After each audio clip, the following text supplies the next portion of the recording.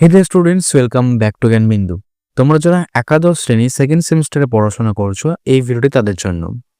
আর তোমাদের মধ্যে যেসব ছাত্রদের রাষ্ট্রবিজ্ঞান বিষয়টি রয়েছে, এই ভিডিওটি তাদের জন্য মোস্ট ইম্পর্ট্যান্ট হতে চলেছে। কারণ আজকের ভিডিওতে আমি তোমাদের রাষ্ট্রবিজ্ঞানের প্রথম অধ্যায় থেকে সাজেশন দেব।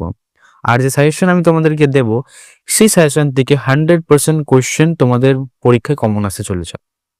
তো বেশি দেরি না করে ভিডিওটি শুরু করা যাক। তোমরা জানো যে তোমাদের যে প্রথম অধ্যায়, সেখান থেকে একটা 2 মার্কের এবং একটা 6 মার্কের কোয়েশ্চেন হবে। তো আজকের ভিডিওতে তোমাদের মাত্র কয়েকটা হাতে গোনা কোয়েশ্চেন দেবো, সেগুলো পড়লেই তোমরা 100% কমন এখান থেকে পেয়ে যাবে।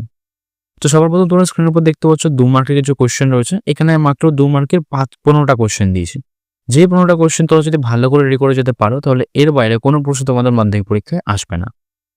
আর এখন তোমরা 6 মার্কের কোয়েশ্চেন দেখছো, এখানে মাত্র আমি 6 মার্কের 3টে কোয়েশ্চেন দিয়েছি।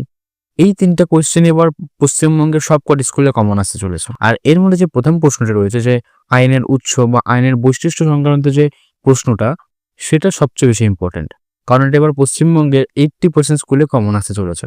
তো অবশ্যই এই 3টে প্রশ্ন ভালো করে মন দিয়ে পড়ে যাবে। আর যে 2 মার্কের 15টা প্রশ্ন দিলাম, সেগুলো ভালো করে পড়ে যাবে। এর বাইরে কোনো প্রশ্ন তোমাদের পরীক্ষায় আসবে না। আর এর যদি পিডিএফটি তোমাদের প্রয়োজন হয়, তাহলে ডিসক্রিপশনে একটা হোয়াটসঅ্যাপ চ্যানেল লিঙ্ক রয়েছে, সেখানে আমি অলরেডি এটা আপলোড করে দিয়েছি। সেখান থেকে ফ্রিতে ডাউনলোড করে নেবে এবং পড়াশোনা শুরু করে দেবে। আর এরকম শুধু একটা অধ্যায় না, আমি এরকম রাষ্ট্রবিজ্ঞানের বাকি যে 5টি অধ্যায় আছে, 5টা অধ্যায় সাজেশন খুব তাড়াতাড়ি নিয়ে আসবো। তার জন্য ভিডিওটিকে লাইক করে চ্যানেলকে সাবস্ক্রাইব করে রেখে দাও। সো আজকের জন্য এইটুকুই, দেখা হচ্ছে নেক্সট ভিডিওতে। রাধে রাধে।